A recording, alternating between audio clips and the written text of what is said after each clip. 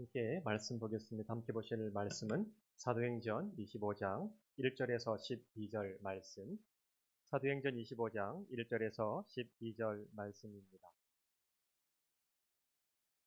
한 절씩 교독하도록 하겠습니다. 사도행전 25장 1절에서 12절 말씀, 제가 먼저 1절 말씀을 읽겠습니다. 베스도가 부임한 지 3일 후에 가이사랴에서 예루살렘으로 올라가니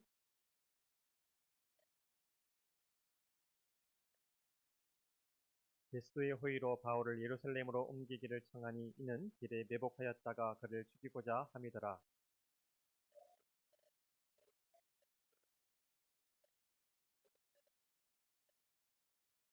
또 이르되 너희 중 유력한 자들은 나와 함께 내려가서 그 사람에게 만일 옳지 아니한 일이 있거든 고발하라 하니라.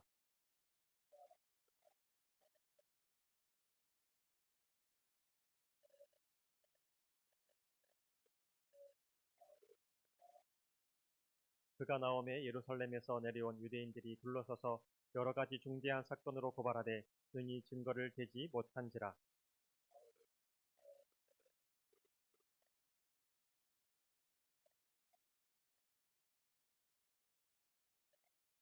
베스도가 유대인의 마음을 얻고자 하여 바울더러 묻되 네가 예루살렘에 올라가서 이 사건에 대하여 내 앞에서 신문을 받으리느냐.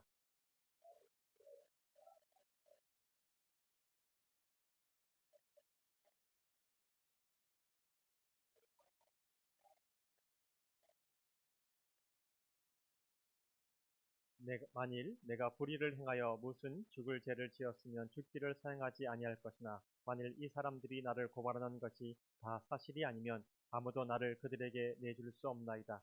내가 가이사께 상소하노라 한데.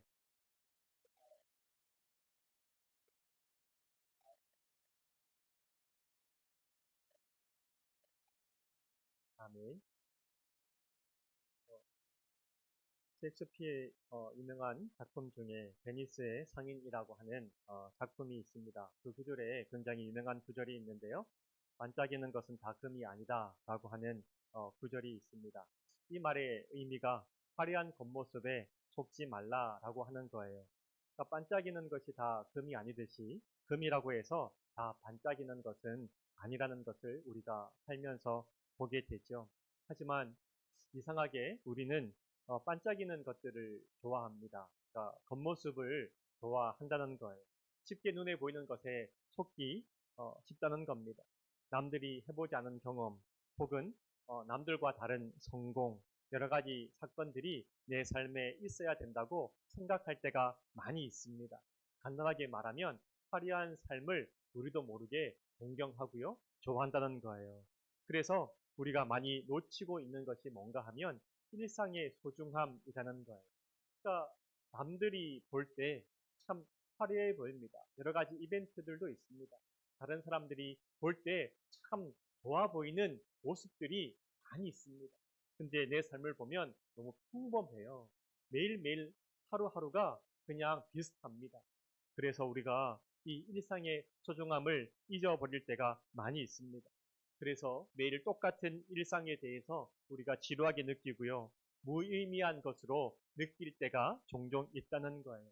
반복되는 일상에서 나만 해보하고 있는 거 아닌가? 다른 사람들은 다 멋있게 사는데, 보람있게 사는데, 자기 개발하고 사는데, 점점 앞으로 나가고 있는데, 나는 뭔가? 나는 계속 아이들 밥만 해줘야 되나?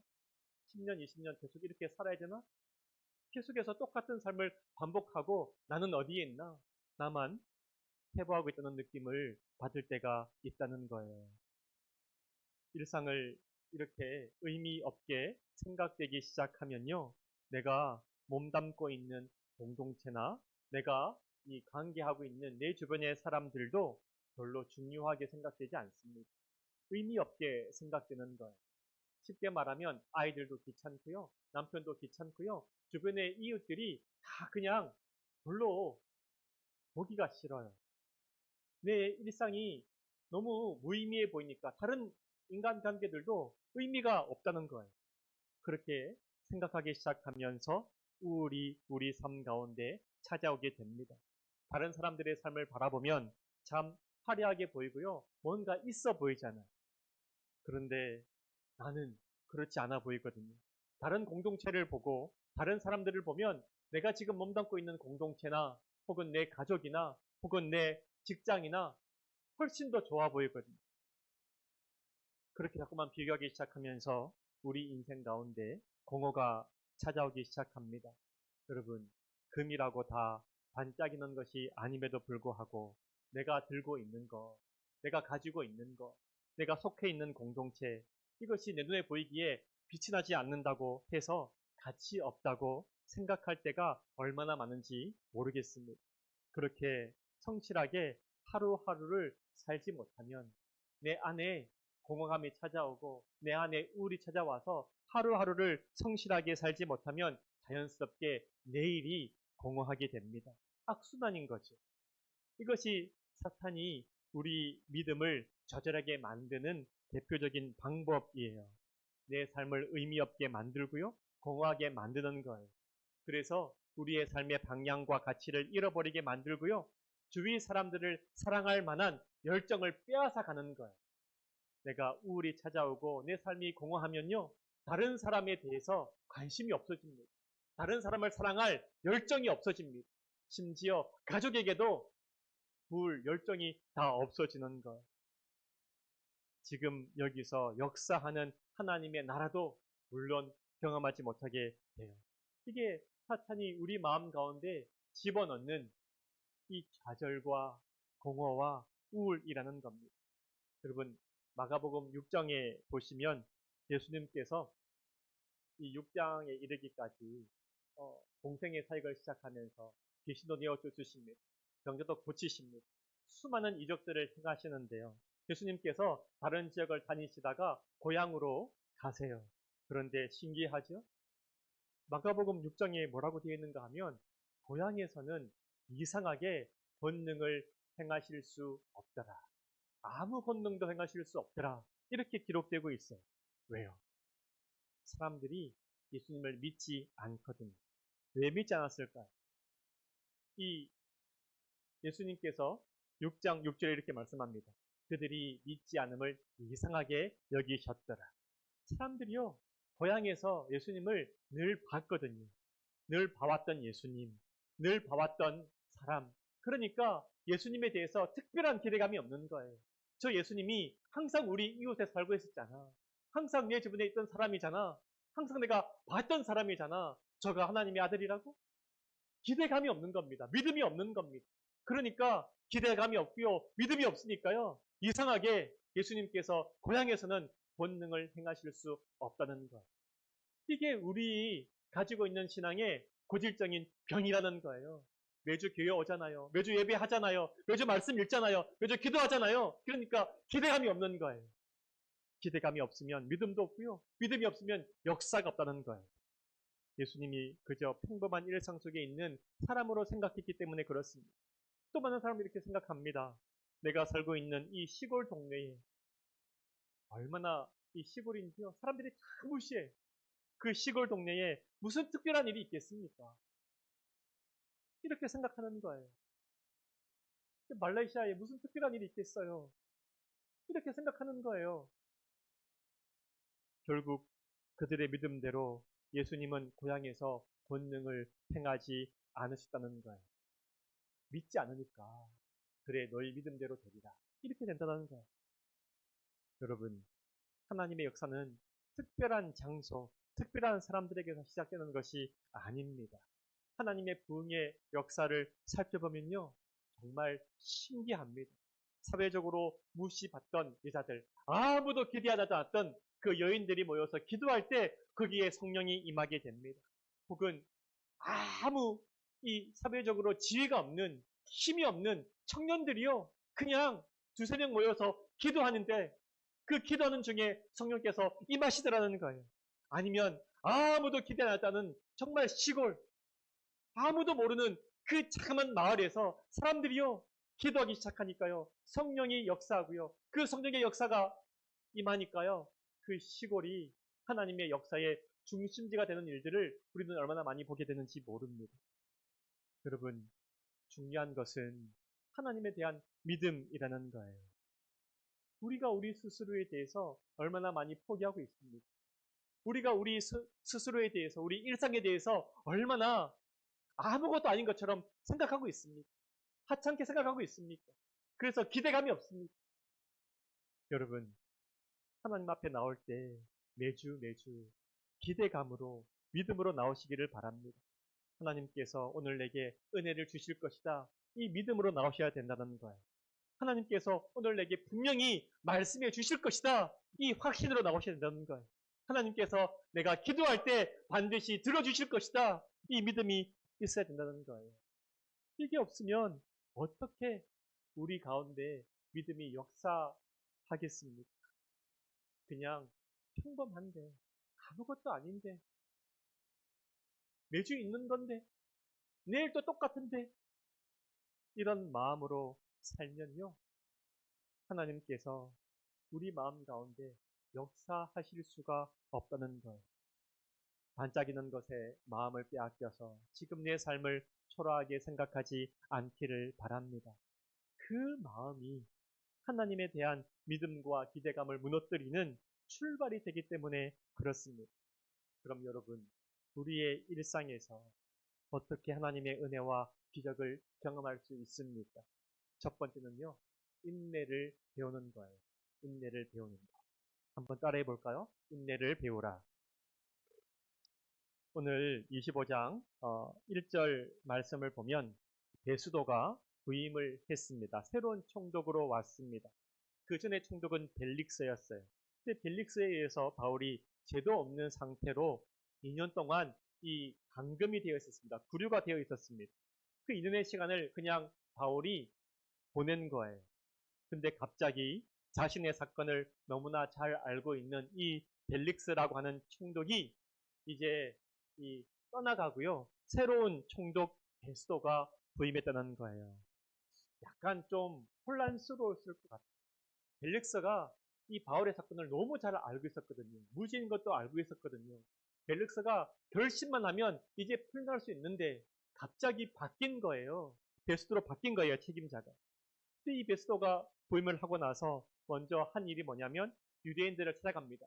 당연하죠. 유대인 총독이니까 이제 새로 부임 인사를 하고요. 유대인들의 리더들을 만나서 이제 앞으로 잘 해보자 라고 인사를 하는 거예요. 그리고 유대인들의 민원을 듣습니다. 뭐가 힘들었습니까? 뭐가 불편했습니까? 제가 총독으로 뭘 해줄까요?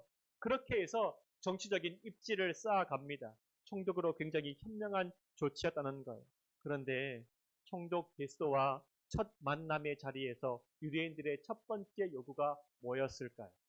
바로 바울을 고소하는 거였다는 거예요. 여러분, 놀랍지 않습니까? 첫 번째 새로운 총독을 만나서 민원사항을 물어봅니다. 총독이 뭐가 어렵습니까? 뭘 해결해 주면 되겠습니까?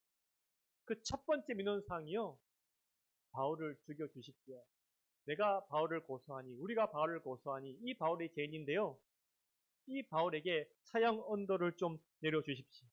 얼마나 무서운지 몰라요. 여러분, 2년의 시간이 지났잖아요. 바울이 갇혀 있었기 때문에 어떠한 활동도 할 수 없어, 그냥 갇혀 있는 사람이었다고요. 보통 사람은요, 눈에 보이지 않으면 잊어버리게 마련입니다. 2년 동안 볼 수가 없는 사람이었잖아요. 그런데요, 유대인들은요, 2년 동안 이 바울을 잊지 않고 끝까지 추적해서 바울의 목숨을 요구하는 거예요. 다른 민원사항이 많았지 않았을까요? 성전을 좀 보수해 주십시오. 우리 이 예루살렘의 길을 좀 새로 놓아 주십시오. 얼마나 민원사항들이 많았겠어요. 그런 민원사항들은 다 제쳐주고 그냥 딱 한 가지, 한 사람의 목숨을 원하는 거예요. 저 사람 좀 죽여주십시오. 이게 유대인들의 제일 첫 번째 소원이었다는 거예요. 여러분, 이 장면을 보면서 제가 느끼는 게 있어요. 우리 인간들에게 미움이나 시기가 얼마나 무서운가 하는 것을 우리가 꼭 기억하시기를 바랍니다. 미움과 시기가 우리 마음 가운데 들어오면요, 다른 것들을 다 안 보입니다. 저 사람만 좀 망했으면 좋겠다. 저 사람만 좀 죽었으면 좋겠다. 이 마음이 막 끌어오른다는 거. 눈에 안 보인다고 잊어지는 게 아니라 날마다 곱씹게 되고요. 묵상하게 되고요. 그 사람으로 내 마음이 가득 차게 된다는 거예요. 얼마나 무서운지 몰라요. 이 미움이 처음부터 이 무섭게 시작하는 게 아닙니다. 처음에는요, 아주 사소한 오해, 사소한 서운함, 이것으로 시작합니다. 너무 사소한 것으로 시작해요. 말 한마디, 행동 하나, 이런 것들로 시작됩니다. 처음에 서운한 마음이 들고요, 오해가 생기고요, 이제 조금씩 그 사람에 대해서 괘씸하게 생각되고요, 그게 나중에 미움으로 발전하게 된다는 거예요. 그러다가 이 미움이 걷잡을 수 없이 우리의 마음을 지배하게 됩니다. 걷잡을 수가 없는 거예요. 자기가 통제할 수가 없는 거예요. 온통 미움의 불이 내 마음을 가득 차게 된다는 거예요. 그래서 이 미움이 우리의 마음을 가득 차면요, 아무리 믿음이 좋아도 속수무책입니다. 아무것도 할 수가 없습니다. 미움이 한번 불처럼 우리 마음 가운데 번지기 시작하면 그분이 장로님이든 목사님이든 신앙생활을 30년 했던 50년 했던 아무런 소용이 없어요. 그 믿음에 완전히, 그 미움에 완전히 우리의 마음이 빼앗겨서요, 어떤 것도 할 수가 없다는 것.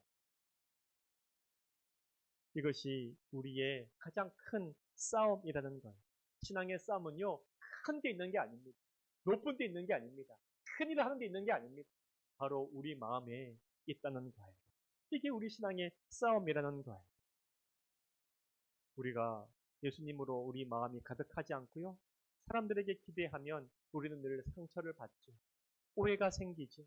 그리고 미움으로 발전하기 얼마나 쉬운지 모르겠어요. 여러분, 그러므로 신앙생활을 하실 때, 교회에 우리가 모이실 때 인간적으로 서로 친해지는 것을 목표로 하지 않으시기를 바랍니다. 인간적으로 내가 정말 친해졌다, 이것을 주 안에서 교제라고 생각하지 않기를 바랍니다. 여러분, 인간적으로 친해지는 것은요, 교회가 아니라도 얼마든지 하고 있는 거 아니겠어요? 그게 성령의 교제가 아니라는 겁니다. 정말 중요한 것은 뭐예요? 인간적으로 친한 것을 목표로 하지 말고 예수님과 친해지는 것을 목표로 하는 것이 우리 교회 생활, 믿음 생활이라는 것. 사람들에게 대해서 기대하지 말고요, 그냥 사람들은 우리가 사랑하고요, 섬겨주는 것으로 그냥 끝마치라는 거예요. 거기에 대해서 기대하거나 보상을 바라거나 반응을 요구하거나 하지 말고요, 그냥 예수님으로 가득 차서 상대방에 대해서 내 분량만큼 사랑하시고 상대방에 대해서 내 분량만큼 섬기시고 그것으로 쿨하게 그냥 끝내시라는 거예요. 그러면요, 놀랍게 성령께서 역사하사 우리가 기대하고 있는 것 이상 성령의 강한 줄로 우리가 하나 되는데, 우리가 그것을 잊어버리고 인간적으로 친해지려고 하면 자꾸만 오해가 생깁니다. 소원해집니다. 갈등이 생깁니다. 그러므로 교회 공동체에서 가장 큰 신앙의 실천이 뭐냐? 바로 용서라는 겁니다. 사랑 전에 용납하고 용서하는 것, 이게 여러분 신앙생활에 있어서 가장 중요한 싸움이자 여러분들이 첫 번째 배워야 되는 거라는 것. 예수님을 믿으면서 우리가 얼마나 용서할지 모릅니까? 예수님 믿으면서 얼마나 우리가 용납할지 모릅니까? 그러면서 항상 사랑하라고 그러잖아요. 용납이 안 되는데 어떻게 사랑이 됩니까? 다른 사람들을 받아들일 수가 없는데 어떻게 사랑이 됩니까? 먼저 예수님이 우리를 아무 조건 없이 받아주셨던 거죠. 우리가 다른 사람에 대해서 받아주는 그 훈련을 해야 된다는 것. 내 힘으로 됩니까? 안 돼요. 그래서 기도하게 된다는 것. 진짜 신앙생활을 하는 사람들은 그래서 기도할 수밖에 없다는 거예요.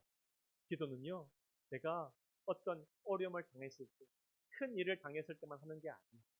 내가 정말 말씀을 실천하고 다른 사람들을 용납하려고 하니까 안 되잖아요. 그러니까 기도하게 된다는 거예요. 그러니까 성령의 간구를, 도우심을 간구하게 된다는 거예요. 그게 신앙생활이라는 겁니다. 우리가 필요할 때만 기도하고 뭔가 내가 부족할 때만 기도하고 그게 아니라 정말 주님 앞에 주님을 닮아가기 시작하면 기도할 수밖에 없어요. 내 능력으로 용납할 수가 없거든요. 내 능력으로 사랑할 수가 없거든요. 내 능력으로 섬길 수가 없거든요. 그것 때문에 마음 아파하고 그것 때문에 기도하고 그것 때문에 성령의 은혜를 간구하는 것 아니겠어요? 나를 용서하신 예수님의 은혜를 생각하면서 우리는 날마다 서로가 서로에 대해서 날마다 용납하시기를 바랍니다. 용서하시기를 바랍니다. 그게 진정한 성령의 공동체. 안 되죠. 힘들죠. 그래도 하셔야 돼요. 반복적으로 하고 또 하셔야 돼요. 언제까지? 성령께서 내 마음 가운데 평안을 주실 때까지 하고 또 하셔야 된다는 것. 우리 예배 공동체가 용서를 아는 공동체 되기를 바랍니다. 이제 베소도가 유대인의 요구에 다시 재판을 시작합니다. 물론 이 유대인들은 바울을 예루살렘으로 데리고 와서 재판을 해달라고 얘기하지만 그 요구에는 응하지가 않습니다. 이제 자기도 잠깐 부임에 있는데 이렇게 번거롭게 하기가 원하지 않는다는 거예요. 그냥 있는 가이사랴에서 재판을 하겠다는 거예요. 이제 재판이 다시 시작되었습니다. 바울 입장에서는 어떤 생각이 들었을까요? 무죄 석방을 바라고 확신을 한 거 아니겠어요? 무죄인 것을. 2년을 기다렸습니다. 2년 기다렸으면 하나님께서 응답하셔서 무죄 석방을 해 주셔야죠. 그런데 갑자기 책임자가 바뀐 거예요. 그리고 다시 처음부터 재판을 시작하는 거예요. 얼마나 힘이 빠질까요? 2년간 기다렸는데 다시 처음부터 다시라는 거예요. 처음부터 다시. 또 총독 베스도를 또 설득하고 또 납득시키고 또 무죄인 것을 증명해야 되는 거 아니겠어요? 얼마나 또 기다려야 될까요? 여러분, 재판을 준비하고 변론하는 것 쉬운 일이 아닙니다. 굉장히 어렵습니다. 2년 동안 무죄가 선고될 줄 알고 기다렸는데 처음부터 다시라고 하니까 얼마나 힘이 빠졌을까? 낙심이 되고 실망이 되었을지 상상이 됩니다. 바울 입장에서는 얼마나 이거 무의미한 일의 반복 아닙니까? 지금까지 2년 동안 똑같은 일을 반복했는데 똑같이 나를 변론했는데 또 다시 시작하라고? 또 처음부터 시작하라고? 이 일을 언제까지 해야 되나? 무의미한 일의 반복처럼 느껴졌을 수 있다는 것. 바울의 재판 과정과 2년의 시간 동안 여러분 참 재미있는 사실이 있는데요. 성경을 한번 읽어보세요. 그 전에 읽어보면 하나님께서 수시로 바울을 찾아오셔서 특별하게 말씀을 해주십니다. 그런데요, 이상하게 바울이 잡혀오고 나서부터는 하나님이 말씀을 하지 않으십니다. 그 전에 이 바울의 얘기를 읽어보세요. 바울을 통해서 하나님께서 놀라운 기적들을 행하십니다. 그런데 이상하게 이 바울이 예루살렘에 잡힌 이후부터는 바울을 통해서 기적이 행해졌다는 기록이 하나도 없습니다. 하나님께서 말씀하시지도 않고요. 기적이 일어나지도 않습니다. 그냥 똑같은 하루하루의 반복이라는 것. 그 하루의 일상이 어땠을까? 일어나서 아무 할 일이 없잖아요. 사역자인데 그냥 이 구류되어 있는 거예요. 사역을 할 수 없습니다. 아침에 일어나서 밥 먹어요. 뭐 했을까요? 성경 받겠죠. 또 뭐 했을까요? 점심 먹어요. 할 일이 없어요. 친구가 찾아오면 만나서 차 마셨겠죠? 뭐 했을까요? 저녁 먹었어요. 할 일이 없어요.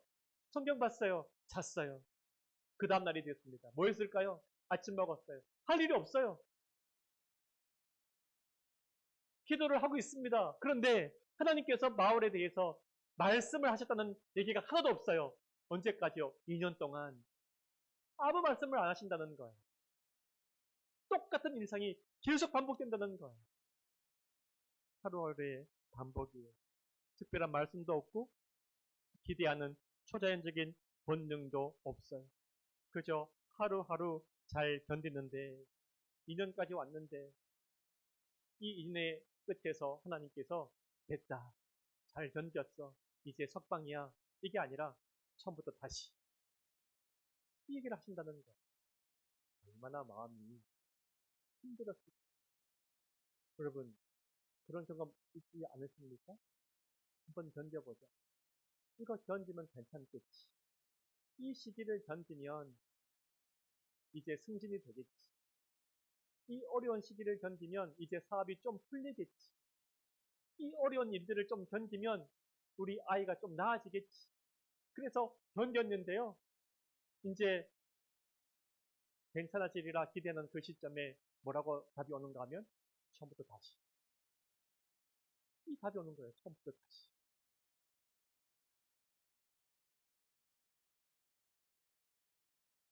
이 대답을 가지고 바울이 얼마나 고민했을지, 이게 뭘까? 얼마나 난감했을지, 어떻게 해야 되나? 하나님의 뜻이 뭔가? 얼마나 괴로워했을지.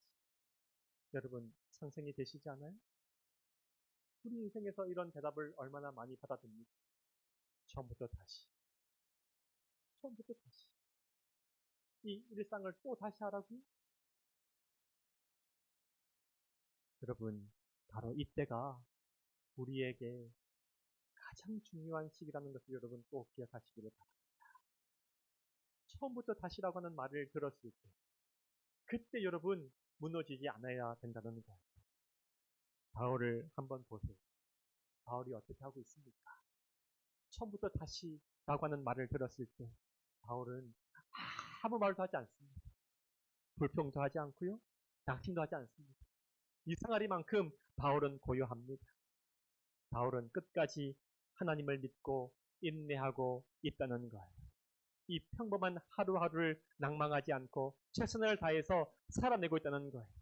이것이 하나님을 신뢰하는 진정한 믿음이라는 거예요. 여러분, 우리 신앙에 있어서 가장 중요한 것이 뭐냐면 기적도 아니에요. 권능도 아니에요. 열정도 아니에요. 뜨거움도 아니에요. 우리 신앙에 있어서 가장 중요한 것은 인내라는 거예요. 인내. 사랑에 있어서 가장 중요한 정의가 뭐예요? 사랑은 오래 참고 인내라는 거예요. 문제는 우리가요, 인내하지 못해서 중간에 포기하고 인내하지 못해서 그냥 중간에 엎어버리고 인내하지 못해서 그냥 나 자신을 놓아버릴 때가 얼마나 많다는 거예요. 내 생각할 때 인내는 이 정도까지라고 생각할 때가 많다는 거예요. 아니요. 인내는 하나님이 됐다고 말씀하실 때까지 끝까지 견딘다는 거예요. 이 견디는 것이 신앙의 가장 중요한 덕목이라는 겁니다. 많은 신자들이 신앙생활을 하면서 이 인내를 배우지 못하고 얼마나 조급한지 모르겠어요. 저도 많이 조급합니다. 조급함 때문에 하나님의 이 계획을 신뢰하지 못하고 내가 스스로 놓아버릴 때가 얼마나 많이 있습니까? 야고보서 5장 11절 말씀에 보라 인내하는 자를 우리가 복되도다 하나니 뭐라고요? 인내하는 사람이 복되다라는 거예요. 인내하는 사람. 순간순간 막 이렇게 잔머리를 굴려서 요리조리 막 가는 사람을 복되다고 하는 게 아니라 하나님은 인내하는 사람을 복되다는 거예요. 너희가 욥의 인내를 들었고 주께서 주신 결말을 보았거니와 욥이요. 정말 이해할 수 없는 상황에서 끝까지 인내했고 그리고 그 욥의 이 놀라운 복된 결말을 너희가 보았거니와 주는 가장 자비하시고 긍휼히 여기시는 이시니라. 아멘. 이 주님을 믿으셔야 된다는 거예요. 우리 주님은 자비하시고요. 긍휼하십니다. 그런데 우리가 이 자비하신 주님을 믿지 못하고 하나님의 때를 기다리지 못하고 우리의 방법으로 쉽게 우리의 뜻을 이루려고 할 때가 얼마나 많이 있습니까? 여러분, 만일 기도하고 있는 것이 있다면 포기하지 않으시기를 바랍니다. 끝까지 인내하시기를 바랍니다. 자비하신 주님께서 반드시 응답하실 것을 여러분 믿으셔야 된다는 거예요. 여러분, 이런 말이 있어요. 기다리지 못하면 이스마엘이 되고 기다리면 이삭이 됩니다. 다른 말로 하면 인내하지 못하면 이스마엘이 되고 인내하면 이삭이 됩니다. 여러분 이 말씀을 기억하시기를 바랍니다. 아브라함이 어떻게 했습니까? 하나님의 때를 기다리지 못하고 인간적인 방법으로 해결하려고 하니까 그래서 그 사라의 여종 하갈과 이 관계를 해서 낳은 아들이 이스마엘 아닙니까? 평생에 지금까지도 분쟁의 씨앗이 되고 있지 않습니까? 인내하면, 기다리면 이삭이 됩니다. 우리가 얼마나 많은 순간 하나님을 기다리지 못해서, 인내하지 못해서 이삭이 아니라 이스마엘로 열매를 맺고 있는지 모르겠어요. 여러분, 지금 이 평범한 시간을 인내해 가시기를 바랍니다. 여러분께 허락된 이 일상을 소중하게 생각하시기를 바랍니다. 지금 내게 주어진 이 공동체와 여러분 주위에 있는 사람들을 소중하게 생각하시고 충성하시기를 바랍니다. 주께서 반드시 주님의 때에 응답하실 줄 믿습니다. 주님께서 반드시 여러분들에게 때가 이르면 여러분들을 불러 일으키실 줄 믿습니다. 두 번째 조건이 있습니다. 하나님의 뜻이 아니라면 내 생각을 바꿀 줄 알아야 됩니다. 하나님의 뜻이 아니면 우리의 생각을 바꿀 줄 알아야 됩니다. 여러분, 재판하는 과정에 베스도가 바울에게 얘기합니다. 예루살렘에 올라가서 재판 받을 것을 제안합니다. 이 바울 입장에서는 굉장히 불리한 조건을 제시하고 있는 거예요. 그리고 유대인들이 예루살렘에 오기 전에 그 길에서 매복하였다가 바울을 죽일 계획도 알고 있습니다. 굉장히 불리하죠. 지금도 유대인 측에서 아무런 이 바울의 범죄 사실을 증명하지 못하고 증인도 내지 못합니다. 근데 예루살렘에 간다고 뭐가 변하겠습니까? 그저 베스도 자신을 위한 정치적인 제안이라는 것을 바울은 잘 압니다. 지금까지 똑같은 내용으로 재판을 해오고 있는데 여전히 결론을 내리지 않고 있는 거 아니겠어요? 근데 이상하게 2년 동안 기다렸는데 오히려 베스도로 바뀌고 난 이후에 유대인들에게 이 재판이 유리하게 흘러가고 있는 것 같아요. 이때 바울이 마지막 결단을 합니다. 나는 이제 더 이상 여기서 재판받지 않겠습니다. 나는 로마 사람이니까 로마 황제 가이사에게 상소합니다. 가이사 앞에서 재판받고 싶습니다. 바울이 얘기를 합니다. 로마 시민의 권리를 사용한 거지요. 그럼 왜 바울이 지금까지 가이사에게 상소하지 않고 있었을까요? 왜냐하면 이런 생각이었던 것 같아요. 바울이 자신이 이결수의 신분으로 이 로마로 가지 않기를 원했습니다. 그래서 자기가 로마로 갈 때 당당하게 자유인의 신분으로 로마로 가서 사역하기를 원했다는 거예요. 그렇게 바울은 기다렸어요. 이제 내가 곧 이 누명이 벗겨져서 자유인이 되고 자유인이 되면 이제 로마로 가서 사역을 하리라. 그렇게 인내 기다림 끝에 바울은 마침내 깨닫게 되었어요. 하나님이 말씀하시지도 않고요. 이제 자기가 풀려날 가망성이 없는 것을 바울이 알게 됐어요. 그리고 마지막에 깨달은 것이 뭐냐? 하나님의 방법과 자기의 생각이 다르다는 것을 깨닫게 되었어요. 자기는 자유인의 신분으로 지금까지 오랫동안 사역을 해왔지 않습니다. 그래서 이 노년에 성공한 사역자로서 존경받는 사역자로서 많은 제자들을 이끌고 로마로 들어가기를 원했는데 하나님의 뜻이 그게 아닌 거예요. 바로 이제야 깨닫는 거예요. 아, 그게 아니구나. 로마로 가는 길은 딱 한 가지밖에 없는데 미결수의 신분으로 로마로 가는 것밖에는 없구나. 여러분, 누가 미결수의 신분으로 로마로 가고 싶을까? 제가 선교사로 뭐 다른 나라로 간다고 해보십시오. 근데 이 호송차에 실려서 다른 나라로 가는 것 원하는 사람이 있습니까? 다른 사람들에게 손가락질 받으면서 갈 일이 있습니까? 제가 다른 교회에 설교하러 가면서 이 많은 사람들의 축복과 인정 속에서 가고 싶어 하지 어떻게 불안한 신분 속에서 가고 싶은 사람이 누가 있겠습니까? 그러나 하나님은 바울에게 낮아진 모습으로 로마로 가기를 원하신다는 것. 이거 바울이 깨닫자 하나님의 계획에 완전히 항복합니다. 그리고 자기를 내려놓습니다. 주님의 뜻이라면 내가 존경받는 내 제자들을 이끌고 내 팀을 이끌고 당당하게 로마로 입성하는 것이 아니라 미결수의 신분으로 하나님께서 가기를 원하신다면 내가 가겠습니다. 자신의 자존심을 내려놓습니다. 하나님의 뜻이라면 내가 순종하겠습니다. 이렇게 바울이 순종하자 하나님께서 어떻게 바울을 사용하시는지 보십시오.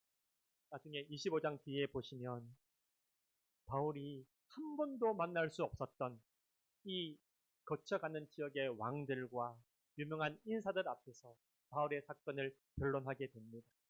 이 말씀이 사도행전 9장 15절 말씀을 그대로 성취하는 말씀이라는 거예요. 주께서 가라사대 가라. 이 사람은 내 이름을 위하여 이방인과 임금들과 이스라엘 자손들 앞에서 전하기 위한 나의 택한 그릇이다. 하나님께서 바울을 낮추셔서 왕들 앞에서 재판이지만 예수 그리스도를 증거하는 도구로 쓰다는 거예요.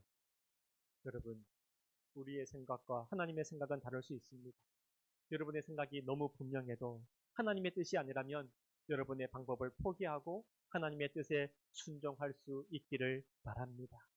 인내하고 기도하십시오. 그리고 다시 한번 내 생각, 내 방법을 점검해 보시기를 바랍니다. 우리가 우리의 욕심을 버리지 못하면 길이 안 보입니다. 많은 길이 있는 것 같지만 이상하게 길이 잘 안 보입니다. 그러나 무엇이 생명을 살리는 길인지, 무엇이 하나님의 나라를 위한 것인지를 생각하기 시작하면 이상하죠? 길이 보이기 시작합니다. 이 은혜가 여러분들에게 있기를 바랍니다. 내 자존심과 내 영광이 아니라 주님을 높이고 생명을 살리고자 하는 바울에게 주님의 길이 보이기 시작했다는 거예요. 그래서 미련 없이 이결수의 신분으로 로마로 가는 길을 택합니다. 여러분, 나를 위한 욕심으로 가득 찬 삶이 아니라 주님께서 여러분들에게 주신 패전을 따라 살아가시기를 원합니다. 거룩과 영생과 생명과 은혜를 위한 삶을 살기로 여러분 결심하시기를 바랍니다. 바로 그때 주께서 여러분들에게 길을 보여주실 줄 믿습니다. 평범한 일상에 충성하시고 기도하시면서 인내하십시오. 자비로우신 하나님께서 반드시 응답하실 줄 믿습니다. 기도하겠습니다. 주님, 우리는 인내하지 못할 때가 많습니다. 조급해서 참지 못하고 포기하거나 내 방식대로 일을 처리할 때가 많습니다. 주님, 우리로 인내하게 하여 주옵소서. 주께서 주신 일상에 충성하고 우리 주위의 사람들과 공동체를 귀하게 생각하게 해주시기 원합니다. 마음에 미움이 자리 잡지 않게 해주시고 용서를 실천하게 해주시기를 원합니다. 내 뜻이 아니라 주의 뜻에 순종하게 하시고 내 욕심 따라 살지 않고 주께서 주신 표전 따라 살게 하여 주셔서 거룩과 생명과 진리를 위해 사는 복된 인생 되게 하여 주옵소서. 예수님의 이름으로 기도합니다. 아멘.